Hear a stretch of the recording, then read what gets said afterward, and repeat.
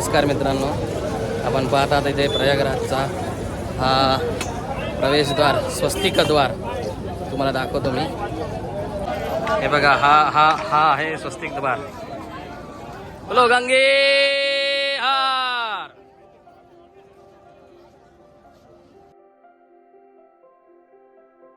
हर हर महादेव।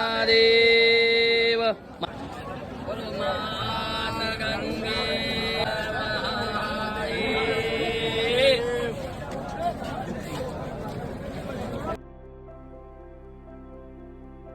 प्रयागराज महाकुंभातील मौनी अमावस्या हा अत्यंत पवित्र आणि महत्त्वाचा दिवस मानला जातो। हिंदू धर्मानुसार या दिवशी गंगेत स्नान केल्याने अनंत पुण्य मिळते आणि पापांचा नाश होतो असे मानले जाते।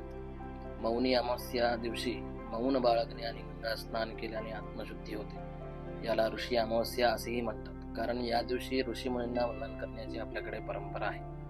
महाकुंभ किंवा अर्धकुंभ दरम्यान मौनी अमावस्या हे राजयोग मानले जातात। हिंदू मान्यतेनुसार या दिवशी गंगेत स्नान केल्याने 7 जन्मातील पाप धुतले जातात। अनेक संत महात्मे आणि साधू आणि श्रद्धाळू या दिवशी गंगेच्या पवित्र संगमावरती स्नान करतात। मौन म्हणजे आत्मचिंतन आणि मनन। मौनी अमावस्येला मौन बाळगण्याने मनशांती आणि आध्यात्मिक उन्नती होते असे शास्त्र सांगते।